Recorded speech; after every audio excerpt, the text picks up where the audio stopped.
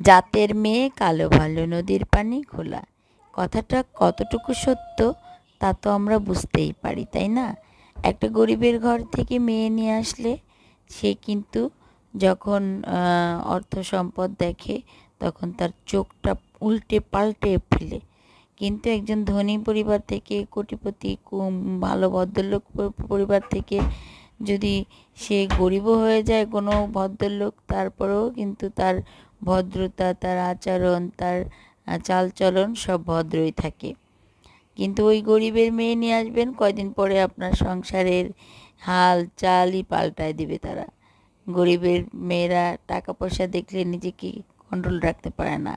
তারা তাদের dress up প্রথমে চেঞ্জ করে, তারপরে হচ্ছে ওই আপনার কি করে জানেন, ওই টাকা পয়সা যা যেখানে দেখে এ নিয়ে রেস্টুরেন্টে খাওয়া, ওই ছেলে মেয়েকে নিয়ে ঘোরাঘুরি করা, ওই বাবার বাড়িতে টাকা পয়সা দেওয়া, এইখানে এই করতে যাওয়া, ওইখানে ওই করতে যাওয়া, এভাবে করে ধ্বংস করে দেয়। এবং শ্বশুর শাশুড়িকে তো সম্মান করেই না। এক সময় দেখা যাচ্ছে শ্বশুর শাশুড়িকে মেরে ফেলতে পারলেই তারা বেঁচে যায়, এমন হয়।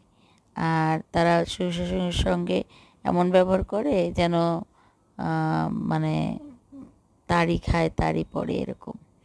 তো যাই হোক, এরকম যারা মানে ছেলে বিয়ে করাবেন বা মেয়ে বিয়ে করবেন, মেয়ের ক্ষেত্রেও দেখবেন একটা ভালো ফ্যামিলি, শিক্ষিত ফ্যামিলি এবং বংশীয় ভদ্রলোক ফ্যামিলি। আর ছেলের বেলাও দেখবেন আপনি যে মেয়েটাকে নিয়ে আসবেন সে কিন্তু আপনার পরিবারের হয়ে যাবে। তো সেই ক্ষেত্রে একটা ভালো পরিবার থেকে বেছে একটা ভালো মেয়ে নিয়ে আসবেন, জীবনে সুখী এবং ভালো থাকবেন। ধন্যবাদ সবাইকে, সবাই ভালো থাকবেন। আল্লাহ হাফেজ।